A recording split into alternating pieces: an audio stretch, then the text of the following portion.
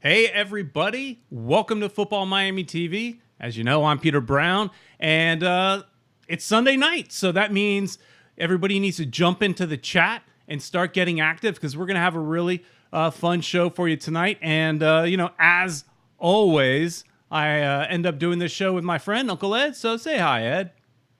How you doing, guys? We're having a little bit of internet malfunction, but we're gonna try to work it through. If anything, Peter will just kick me off, so no big deal.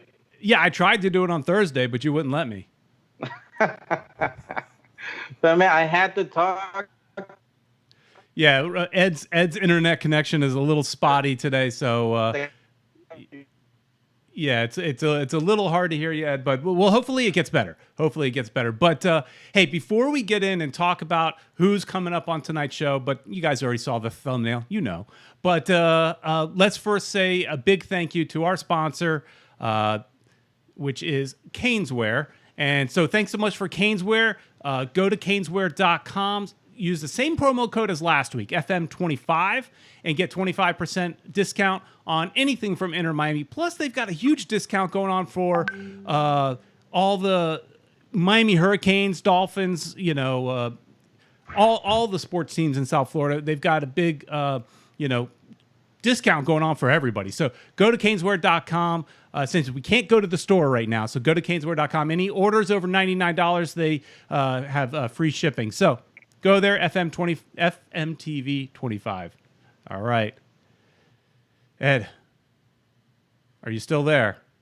I think I'm here, man, but I guess my... Okay. So at this point... have to go. All right, Ed, I'm having a hard time hearing you. So let's just go directly and talk to our guest tonight. So we want to welcome on guy that was the original voice for MLS back in 1996. He was a voice for MLS for about 5 years, I think. You've heard him on ABC, ESPN, Bein Sports, I think GolTV, if I remember correctly. He's been everywhere. He's been calling soccer, been the voice of soccer for quite a long time.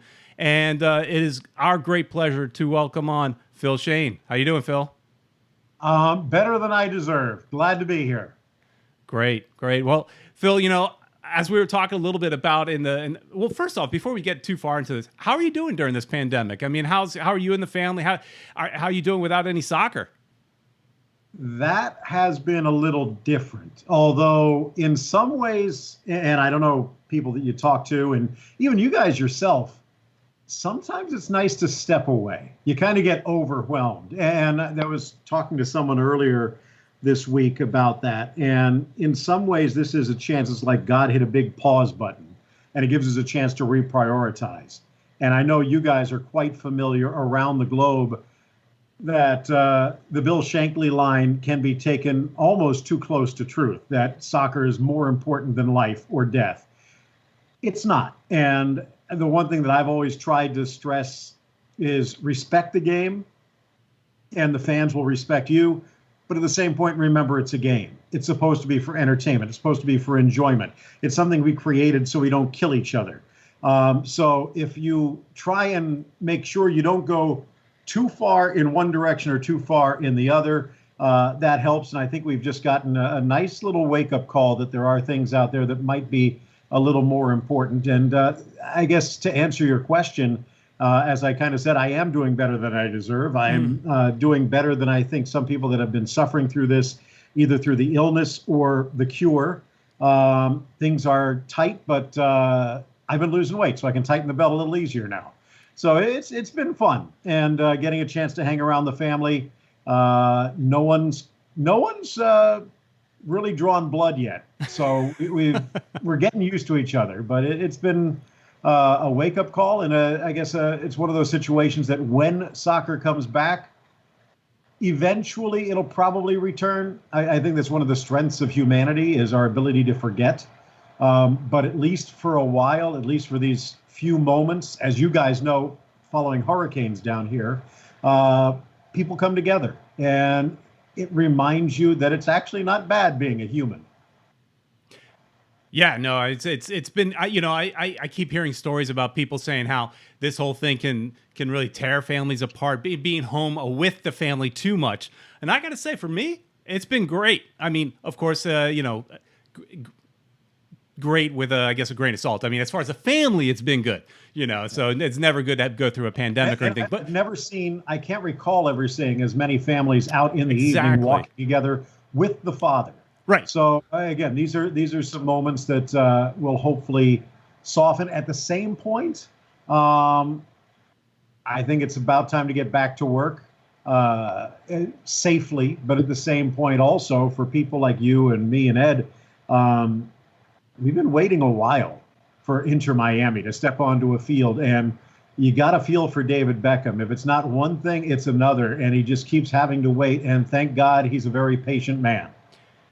Yeah, it's definitely hasn't been easy for him. If it's not one thing, it's another. It seems that every roadblock has been thrown his way, and this Marcelo Claure, if we go even further back from his time with trying to bring MLS to South Florida with Barcelona. So it's been every obstacle has been thrown their way. So it'll definitely be an amazing feeling to go and walk through Inter Miami CF Stadium or Lockhart, whatever you want to call it, and see our team play. And I remember seeing you, Phil, through all the lean years of soccer in South Florida. I remember seeing you come to games where Miami FC or Fort Lauderdale Strikers. So it definitely for a guy that like yourself, that soccer is your profession, but it's also your passion. You're at the local games at the lowest level, and now we'll have that MLS level. It's got to feel good for you as well.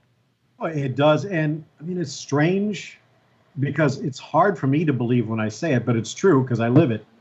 People have asked me what the biggest games were, and a lot of that came recently that made me think about it because of the first MLS game 25 years ago. And as you pointed out, that first MLS Cup, which was phenomenal.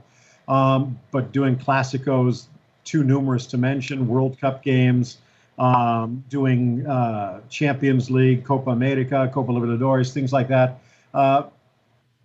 And I realized, I think when I was growing up back here, long before you guys were even a thought, I think, where your key to soccer was Soccer Made in Germany and Star Soccer, and Yep. PBS was your soccer source. Of course, we also had SIN and Univision, but they didn't carry anywhere near as much as they do now. But it was a very limited situation. And I was a fan. I grew up a fan of Arsenal, of the Arsenal, back in the days of Charlie George, David O'Leary, and I still have that. Obviously, being American, huge U.S. fan. Growing up watching the Strikers and watching Ray and Nene and Garrett and the like. Growing up in the shadows of the original Lockhart was phenomenal. That was my fan period, and I still enjoy it at times. And I guess the one way I know that it is carried through is if after a Clásico or a big game, the Real Madrid fans say I'm a Barcelona fan, the Barcelona fans say I'm a Real Madrid fan.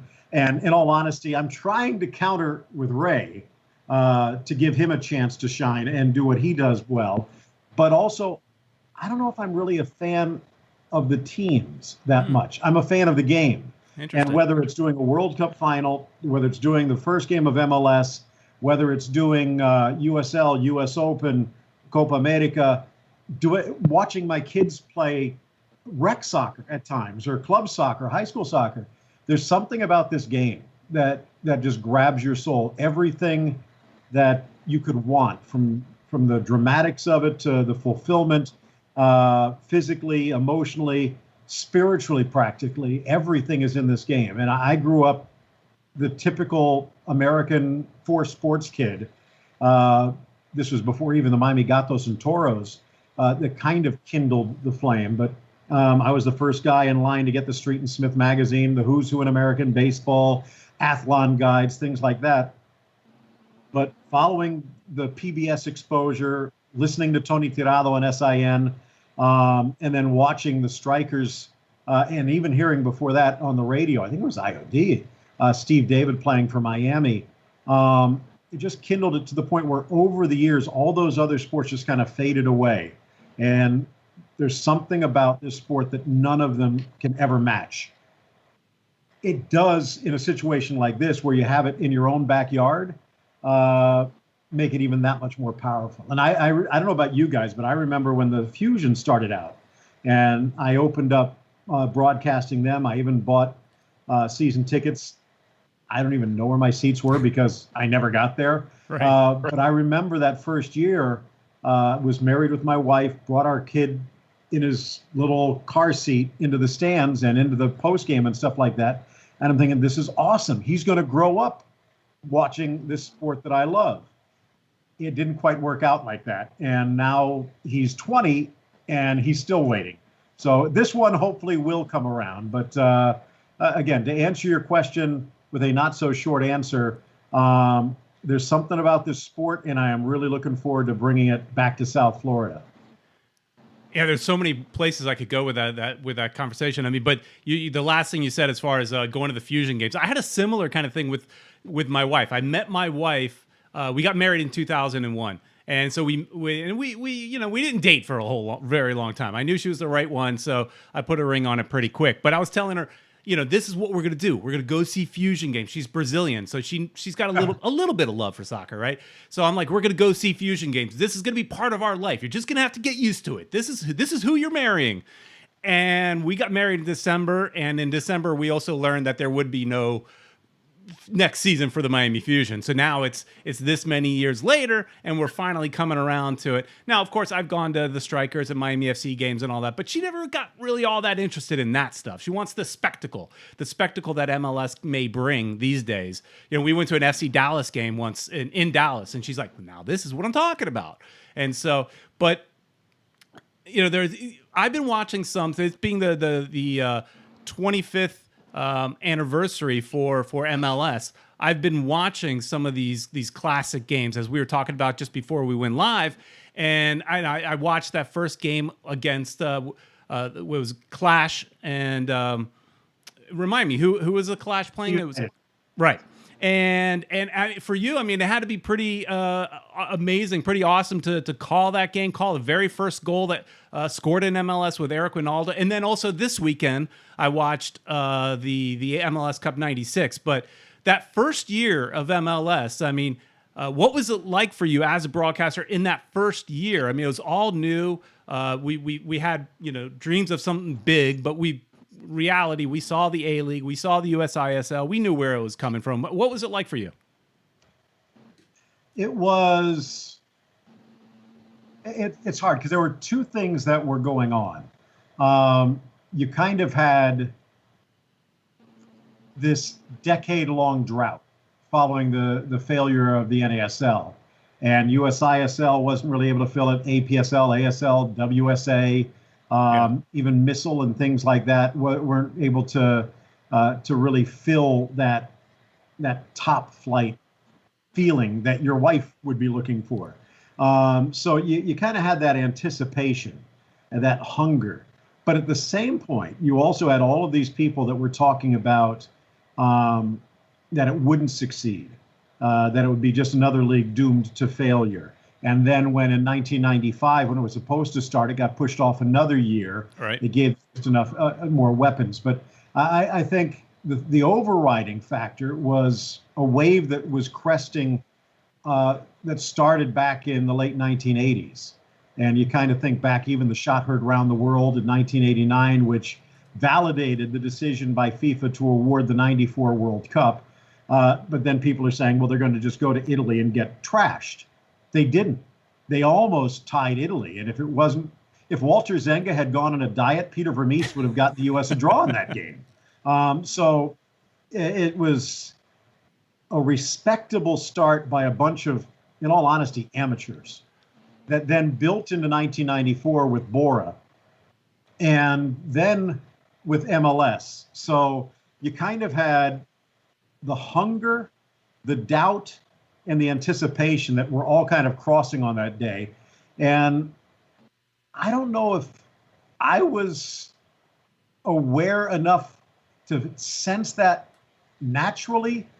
It was more one of those things where I was just riding the wave as well. And it wasn't really until just before kickoff when, and my memory might be failing me here a little bit, but I know that all the players came down the side and out into midfield. They had the little kids in front of them. If I remember, they were releasing balloons. I think there was a flyover. And it was that moment where I looked over to Ty Keogh, who I was calling the games with those first 5 years, and we just exchanged a smile, because that's when you realized it's for real and it's going to happen. Of course, for about 85 minutes, we were wondering if the players were ready. It didn't quite work out that way, and it was a game that had its moments, although it was also a game that nowadays we'd probably say put me out of my misery. Well, I was telling. It took a world-class performance by Eric Winalda to at least make sure we got a goal in that first game. Yeah, I was telling Ed right after I watched it. I think I was texting him as I was watching and saying, "This is pretty hard to watch." You know, it's not where we are today. It was pretty hard to watch, but then as you mentioned, you watched the MLS Cup final that year, which was just 7 months later. It was a shorter season then, and that's still in my mind one of the best games in the history of this league, partly because of the conditions. And I don't know if conditions were crazy. You were aware, but I remember waking up in Foxborough and. Actually, we weren't even in Foxborough. We were up in like Newton or something like that, about a good 40-minute drive. And they were not sure if that game was even going to take place. It was kind of a middle of a nor'easter and a monsoon. You could see the puddles and everything else like that. It was freezing cold. It was below 40, if I remember, with the winds and everything. And they weren't sure. And then for those players to step out onto the field. But you have guys like Cienfuegos and El Tanque, and you had Echeverri and Moreno and the like. I mean, you had to kind of expect it, but that was a phenomenal game. And if anything, it's a perfect bookend to that inaugural game, where the inaugural game was all this anticipation, and then you finally get the payoff in the final game of that inaugural year. Yeah, you know, it's interesting, too, is I'm watching it, and I'm just kind of, it's interesting because how the United States tried to present the game a little bit differently. You know, we had the clock counting down. You know, there was the golden goal, which was a little more normal back then, but the way they were doing the penalties was unusual. And I felt like, especially in that first game, I felt like you were spending some time trying to educate the people, not so much educating the new soccer fans, but maybe educating the older soccer fans, like, this is a little different than what you're used to, which I thought was kind of funny. You're not explaining it to a new crowd. You're explaining the old crowd how it's not what, it's similar but different. Part of that was advice from the producer, and understandably so. Part of it was advice from ESPN, understandably so. Right. But I think one thing that I have carried with me in almost every sport, but soccer, because it was such a passion of mine, is let the sport sell itself. And I know that there was the history in broadcasting in this country of practically describing what a throw-in was and describing what offside is and the like. And I tried to never do that. Right. But as you pointed out, I knew that there was going to be an aware audience that would be waiting for this match. So it is going down. There will be a shootout, et cetera. And to try and do that. But what I was trying to do, like I said, let the game sell itself. Try and actually, how would you say? And I did this more in MLS than I have in my Bein and Goal career, because it's even a much more knowledgeable crowd. Sure. Not just about the sport, but about those teams and the history of the leagues, et cetera. But I don't want to say to teach or to have fans learn something, but I always believed that the sport was such a good seller of itself that for me just to tell the story, and if someone got hooked and they weren't exactly sure what's the worst thing that's going to happen, they're going to actually start talking about it with someone and asking them, which will then, I guess, drive the hook even that much deeper.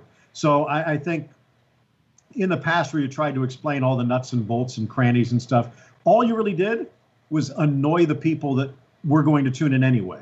So I figure, talk to the people who are fans, let those fans be the apostles to everyone else, and sooner or later, as we see now 25 years on, we're getting billion-dollar stadiums and 70,000 crowds. So I'm not saying it's because of me, but I am saying that it was something I was aware of, that there is was going to say a soccer audience. There are numerous soccer audiences in the United States. And I'd say even through the first 5-10 years of MLS, a lot of that was under the radar. But as technology emerged with the internet, with the diversification from broadcast to cable, now from cable to the OTTs and all of that, it's a nichification. But what that does is take away the power of the mainstream and give the power to the niche audience, if you will. And now at times you end up having the mainstream media, the mainstream sports, trying to bring soccer back into the fold.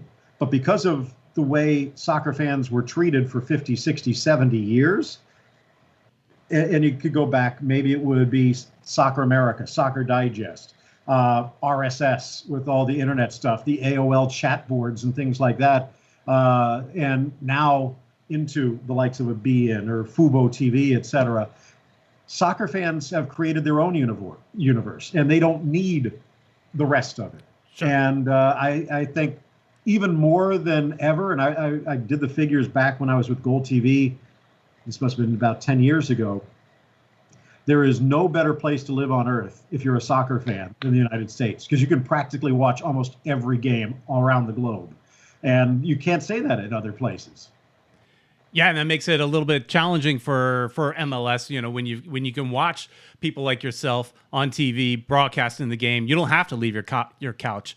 But speaking of broadcasting, we have a chat room going, so we ask people to throw in some questions. This was a question that came in a little while ago, and kind of I think this is leading in that direction. Is that, you know, your partner in calling a lot of the games has been Ray Hudson, a fan favorite of down here for so many years. Everybody loves him. So Mr. OX Warrior here says, in one word, describe Ray Hudson. Can you tell me the word? Well, I mean, we want you to say it. Oh, no. Well, it's got to be magisterial. Magisterial, right? Let's see. And to stretch that out a little bit, because like I said, I remember rolling up programs, the Lemon Crushes and things like that, and kicking balls underneath the stands at Lockhart, and then popping out in the second half to watch how the game ended. When he was just 19 years old, before he even had the hint of a tan. And then when I came back from my 10-year sojourn through college and starting my career, along the way, I'd connected with Jeff Rusnak, and Jeff, obviously good friends with Ray. Yep. And I remember going out to watch Ray coach these little crumb crunchers with the Hollywood Wildcats right on Sheridan near Dixie, and getting the chance to meet him in person and talk to him and watching all the way he reacted with the little kids. The funny thing is, maybe a few more colorful words after Fusion games, but it's pretty much the same guy. And then getting a chance to call a few games with him, then doing the Fusion games, and now with Gold and Bein Sports, he's the exact same person that I remember seeing as a 19-year-old player. Maybe a little more exuberant, just because wouldn't you be if you were watching Messi? Sure. Or Ronaldo and the like. But I think one of the things that makes fans respect him so much when others try to do it and fail is with him it's real. And I think the fans sense that. And there's a real passion. I always just like say it's like having John Madden, Dick Vitale, and Don Cherry all rolled into one, and they're all trying to talk at the same time. But Ray is able to go into the tactics and able to still grab the emotion. In some ways, he's one of a kind.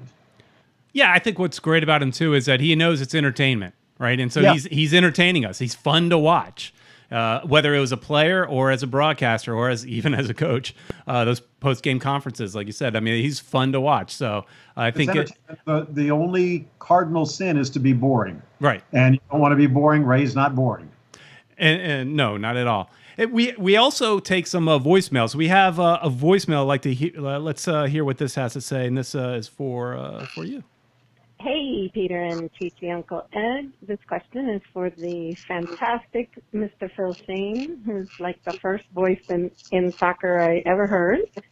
And just wanted to inquire, this is Marta, Italia, of the aficionados at One World, One Goal. If Phil would consider, since we miss him so much, doing a nice history of all of the soccer in South Florida, perhaps he could do some joint venture work with Inter Miami. And we hope that they consider honoring all the greats from the past striker eras, the 2 striker eras, Miami FC eras, of course Miami Fusion eras, and all the way up to today to really do some great profiles on everyone from Beckham to all the players of the past. Okay, thanks, and love you guys. Great show. Welcome to the show, Phil. It's by the way, she's amazing. Yeah. And I really enjoy following her tweets over the last few years when there was no soccer of note. So it was just looking back. So it's nice to actually look forward. If Inter Miami's interested, I'm interested. I love this area. I love this sport. As I mentioned, goes back to the Gatos and the Toros and through the strikers and through the other strikers and through the other strikers and into the Fusion and with FC, et cetera. I mean, there is a huge history here. MLS tried to run away from it for the first 7-8 years. And then when they saw what was going on in the Pacific Northwest, they kind of realized, hey, maybe it wasn't all bad. And now I think they're coming closer to embracing it. But again, I know Andres Cordero is going to be doing the play-by-play. Yep. He's a phenomenal announcer. I remember meeting him when he was doing some of the FIU games in football when I was doing it on radio. And he always had a passion for the sport and a passion for play-by-play. And I don't know if there is a better guy they could have gotten. If he ever gets a sniffle, I'd be more than happy to step in. But he's going to be wonderful. I think the fans are going to love him. He's familiar with working with Ray. Ray loves working with him as well. And I've been able to keep busy. And at the same point, if Inter Miami needed anything, all they have to do is call and love to do something. Yeah, no, I think it's great when they need to embrace the local talent a little bit more. So I'm glad they've done a little bit. But, I mean, they kind of like, we were joking a little bit. We had Andres on the show recently, and we were kind of joking that they've kind of raided the Bein Sports closet, if you will, with the talent. And so why not one more, right? But one question, I can't find it. I wanted to put it up on the screen, but there was one question in our chat that was asking if you have, how do you feel about them tearing down Lockhart? Did you have any emotional attachment to it, or are you like me where I have emotional attachment to it, but it was time to go? It was time for a new, fresh start. I would agree, especially considering the business plan that David Beckham and Marcelo and everyone have put together. Especially going back to the days of the Fusion, that some people might not be aware of, that this was supposed to be, and admittedly it was a different universe, a different MLS, but it was supposed to be a cosmopolitan team playing in Miami. Playing at the Orange Bowl in front of 40,000 empty seats, 50,000 empty seats, probably would have been a little bit of a downer, but they had plans. And Leo Stilitano, just prior to the launch of the Fusion, was told, nope, we're going to Fort Lauderdale. And again, there was history there. But if you actually remember seeing the stadium at times, it had seen its better days. And it never really was that great as a stadium. The fans, I think, were what made it great, going back into the NASL days, going back to the very beginning of the Fusion, say 4 games. And then when Doug and Ray rekindled the flame, I had a serious belief, if it wasn't for 9/11 and the worldwide economic collapse, that the Fusion were on the verge of becoming, if not the premier, one of the premier teams in MLS, just because Doug had all the I's and T's crossed, the front office was working well, and Ray had the most entertaining and arguably the most successful team playing. So I think it would have worked. Again, it was the players, it was the front office, the staff, and the fans. It was a great place. You were right on top. Even if you're all the way in the back row, you could well, I was going to say you could sneeze on the players, but you don't want to do that nowadays. Yeah, right.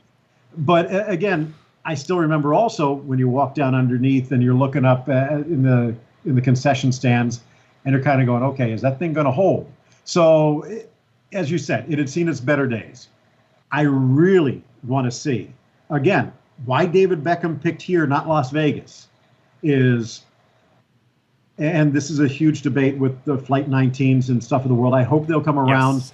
I think once they see the commitment to putting a good product on the field, I think that some of them will be convinced, and I understand the passion that they have and the love that they have for Lockhart and all things Fort Lauderdale. But Fort Lauderdale is a Green Bay. Miami is a world city. And David Beckham picked Miami because there is no other city on earth, probably not even New York or Los Angeles, where you can imagine that it will be a reality within 5 years that we could see Lionel Messi, Cristiano Ronaldo, Edinson Cavani, Antoine Griezmann, Luis Suarez, all wearing Inter Miami uniforms at the same time. Because there's something about this city. There's something about this region. I'm not saying all of them are going to, but I know David Beckham's talked to them all. And I remember stories back when I was working with Umbro, USL Soccer, and I was doing some of the games on Fox, when we were walking down Lincoln Road and Paolo Maldini's there. And someone asked him, you ever thought about playing here? Yeah, I'd love to play in Miami. Miami doesn't have a team. So now it has a team. Now you will have guys the quality of a Paolo Maldini who would love to put on the pink and black and go out week in, week out. There again, David Beckham put a lot of thought into this and a lot of time into this, as did Marcelo and everyone else. Fort Lauderdale can work. You can find a way to make it work. Miami can be an overflowing success. It could be the flagship team for Major League Soccer within 5 years if it's done well. Now, you take a look, as I mentioned, with the Fusion. You had 9/11 pop in. There were already problems with the owner and the league because it seemed like they just wanted his money, and he didn't think he was getting what he wanted, played a bad game of poker at a bad time, and they called his bluff. But I think now you take a look at where the league is, where the city is, because this is also a much more global city, a much more soccer-aware city than it was even back with the Fusion.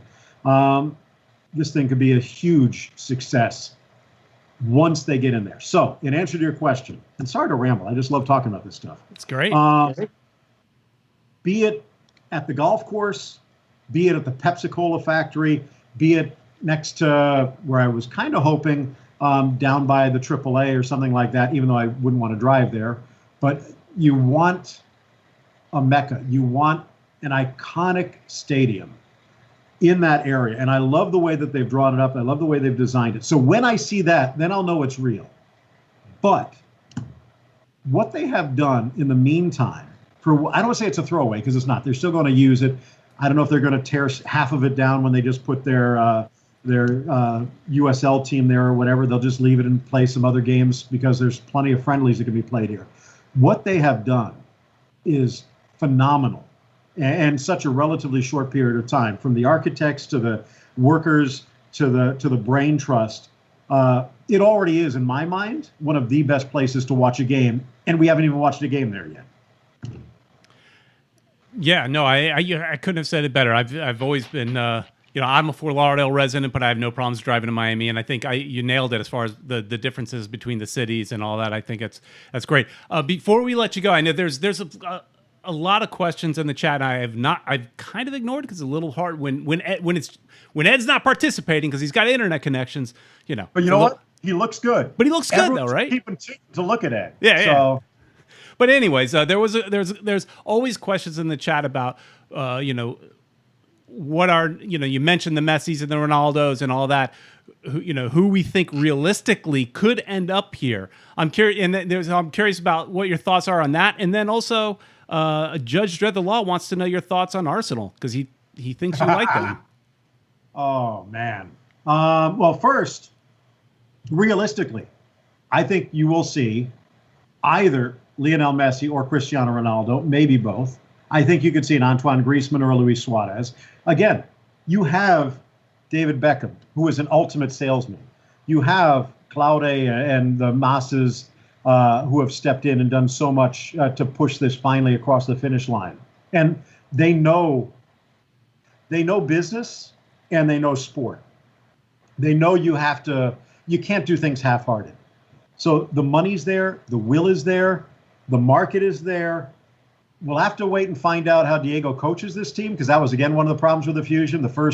And I loved Cacho. Yeah. I loved Evo. Boring. You have to be exciting. And you know what? If you're going to lose 5-2, lose 5-2, so that the next game maybe you'll lose 4-3, and the next game maybe you'll win 3-2. You got to entertain the fans. You can't try not to lose, because all you're going to lose then are fans. So be entertaining. And so in answer to the first part of the question, we will see superstars in Miami. I'm not saying it'll be Messi at 33. It might be Messi at 35. That's still pretty good. And I think as this progresses, we will see some of these players like Rodolfo, et cetera, come in their prime. And I think that's just going to increase. So with that, I feel really good about Inter Miami's future. As far as the judges question, I don't feel that good about the Arsenals at the moment. Yeah, they're sliding. We could probably have this for another day, but I don't want to sound like a grouch, but I think they held on to Arsene Wenger for about 7 years too long, which means the hole is 7 years too deep. I like Unai Emery. I don't think he got 100% support. I think getting rid of Sven Mislintat damaged them moving into the next generation of player identification and development. And now it's just back to who knows who. And I'm not really a huge fan of Mikel Arteta. I liked him as a player. I think he was an okay captain. And I think he's an okay assistant coach or an okay coach.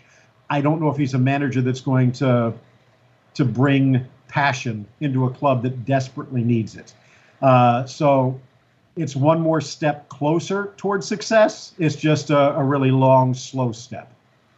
All right. Yeah, no, I think you made Judge happy, just touching on his team. Hey, before we let you go, how can everybody, besides watching you on Bein Sports, how can everybody follow you, your social media, and any other projects you might have going on? Well, easiest way is Twitter. And that's just first name, last name, PHILSCHOEN. Apologies for that pronunciation. I was born with it. I just think Dankeschön. Or I guess, I don't know if you have any Andrews Sisters fans, but by mir Miss Duchesne. So, but just Phil Schoen on Twitter. PhilSchoen.com is my website, which I use for some recollections. There's a few videos there.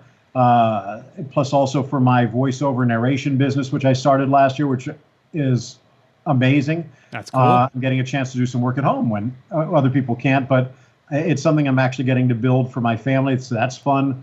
I just reach out. I'd love to hear from you guys. I love talking about soccer, and I love this South Florida market. It's home. I've been here since I was 6 months old, so I guess I'm almost a native. All right. Well, thanks so much for joining us. It's a pleasure, and good luck on your voiceovers. I think that's really cool. You do have one of the best voices in TV, I think. So thanks so much for carving out some time with us. And yeah, we'll definitely reach back out to you sometime in the future.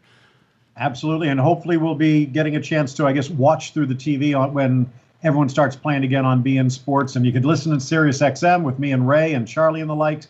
And again, Ed, I guess I'll turn the microphone back over to you. But, we'll give it a try. Ed, thank you so much. It was a pleasure. Hope we can do it again. All right. Thanks a lot. All right. So let's just keep on going, guys. And we will... There we go. All right, Ed. How's your connection now, Ed? So Ed's still a little bit frozen. Well, it's a little, it's a little sketchy. I think we did all right there, Ed. Good job with getting Phil on the show. He was definitely a great guest, and we could have talked to Phil for a couple of hours. But we got to let him get back to his family. When we were doing these interviews, the first few times that Ed and I did these, we kept the guest on for the entire show, and then we felt a little bit bad sometimes because let's do these interviews a little short and sweet. We'll definitely have Phil back on again sometime in the future. You got a lot of good questions in the chat. When I'm doing it by myself, like I kind of was because of Ed's connection, it's a little hard to navigate the different cameras and also the chat room. So usually I'll look at the chat room when Ed starts talking, but appreciate everybody in the chat room and jumping in. One of the things, Ed, and you can try to answer this if you want. I don't. You're frozen again, so I don't even know if you'll be able to. but I was reading some interesting things this week. Something else I figured we could kind of talk about as the show finishes, if you can.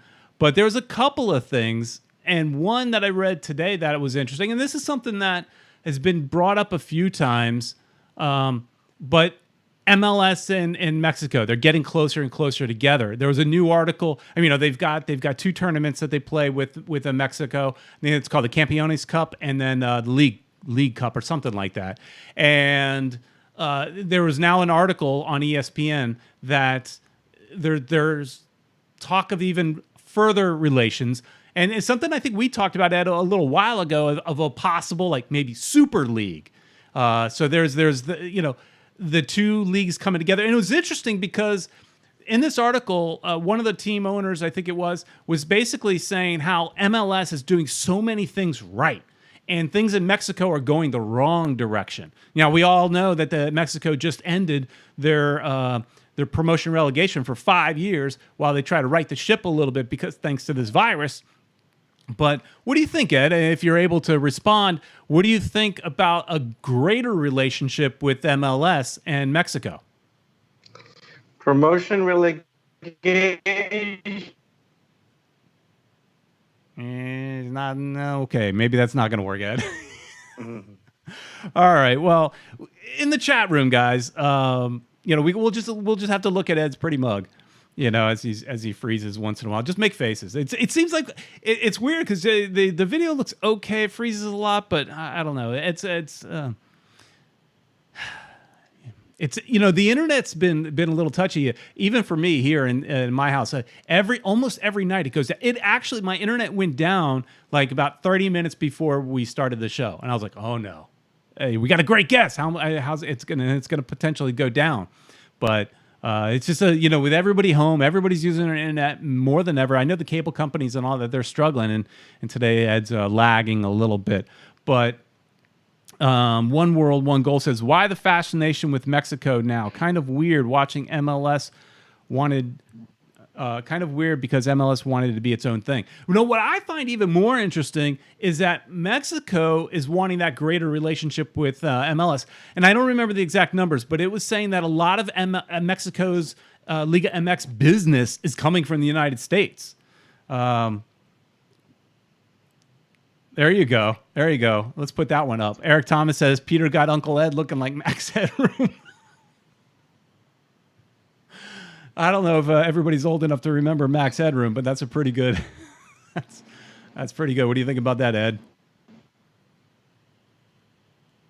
Do your Max Headroom impression. That clip out. There you go. Yeah. So no, but there's so I think we might be going down that path. I mean, where there could potentially be a Mexico U.S. or Mexico U.S. Canada kind of Super League, a Champions League, more so than what there already is. I mean, I know there's already the CONCACAF Champions League, but an even greater relationship. Seems like Mexico is. This guy was saying basically that United States slow grow is where it's at. They're financially stable. These all these things that right now Mexico is not, and so that's so. Anyways. I didn't plan on rambling about that for so long, but because I expected you to jump in, Ed, but, I don't know what that is. Fiddlesticks. Fiddlesticks, okay.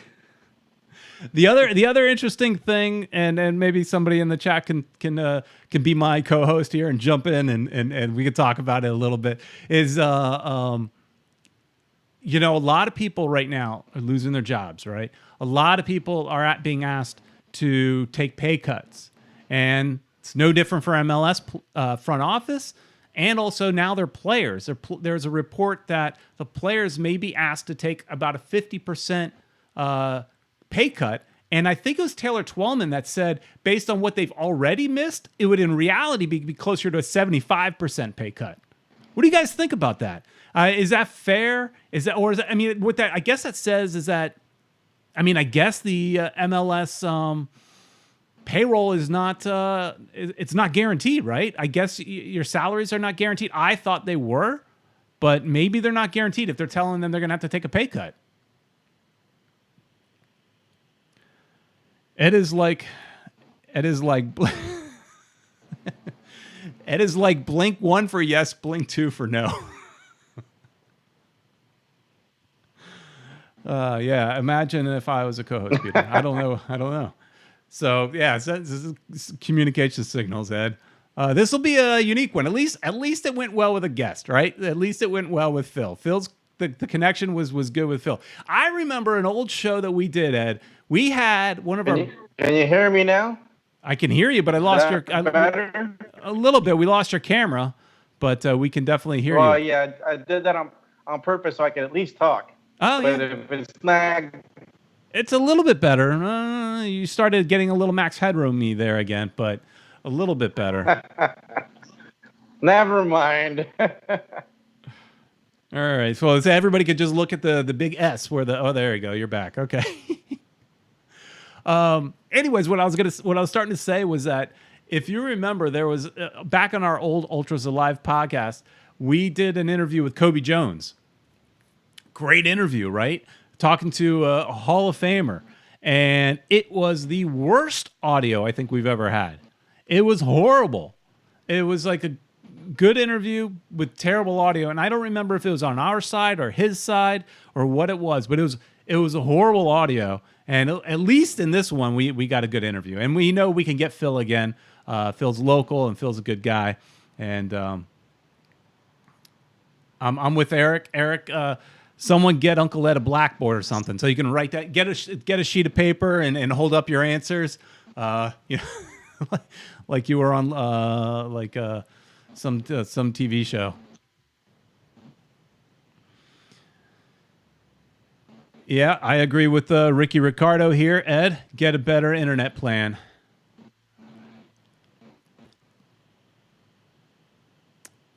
And Andre Sanchez says, Ed has the free Comcast plan.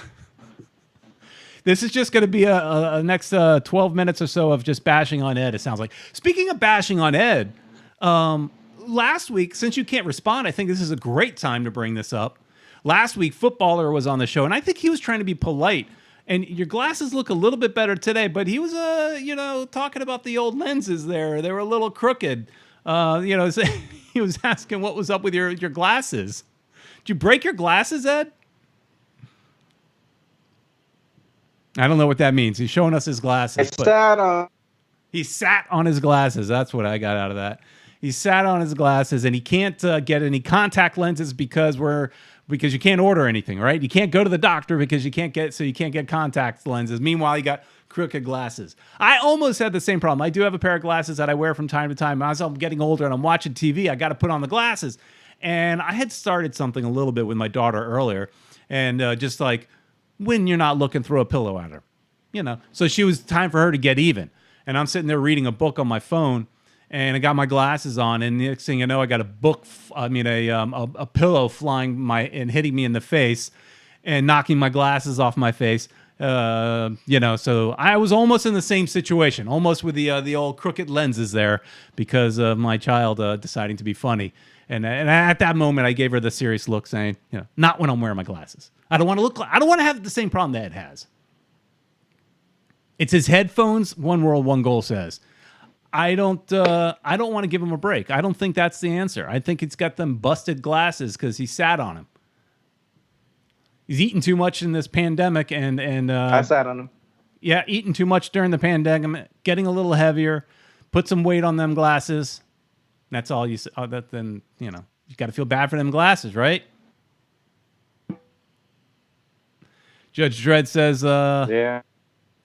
speaking of glasses, Judge Dredd said he can't stand using his glasses. They broke the last pair working. Can't use contacts because they're uncomfortable for me to take out and put in. 4 eyes, I will be. Yep. This has turned into glass talk here on FMTV. You can get contacts, Ed. Ophthalmologists are essential. There are no excuses. But, maybe a problem is, paying for them, right? When we're all having to take pay cuts and we're all in unique situations. Everybody's going through something different. And so maybe, there's all of us are going through those kind of situations. So, Ed, I think that's about as much making fun of you as we can do. So, hey, and good. You're happy for that. Okay, good. I'm glad you like that. We're going to possibly end the show and give you a break. But, hey, everybody, even though the end of the show didn't go as planned, I had a lot of fun with it. I think it was fun, going through technical problems sometimes can be fun and crack a smile at it. So I thank everybody for joining in. I don't see enough likes in this comment reactions chat though. If we got a lot of people watching, every one of you should be liking too. That helps the old YouTube equations, I think. So give us a like if you haven't done so already, and make sure, like we talked about before, it's at the bottom of the screen. Go to caneswear.com. Use promo code FMTV25 to save 25% off. If you're thinking about buying Inter Miami stuff, throw them your business. Help support a local business, and also get your Miami Hurricane stuff if you want, and your Miami Dolphins stuff. I saw them post up some really sweet Miami Dolphins hats as well. So go there for all your sporting needs. If you're planning on buying anything Inter Miami, go through them and help us out by supporting our sponsor. Another thing. If you're listening to this, because we are now the podcast, whatever we're doing live, we're putting up as podcasts as well, and they're on every platform you can imagine: Apple, Spotify, a bunch of them, Google, you name it, Anchor, it's everywhere. So go to footballmiamitv.com if you want to see all the links. If you want to listen to the show, you could do that as well. So hey, thanks so much for watching, everybody. Please like, share, and subscribe. And we will see you next week in maybe in a Spanish live video. We'll see you on Thursday. If you haven't started watching us on Thursday, come in for a little bit of midweek fun. And we have a guest lined up for that as well. And we'll find out a little bit later in the week who that might be. And then, of course, show up here on Sunday. As soon as we start having some real news, we'll start bringing back some of our other segments as well as the news and things like that. But while we're all stuck at home, I think it's kind of fun to do these live shows with you guys. So thanks so much for watching. Please like, share, and subscribe, and see you next time. Here we go.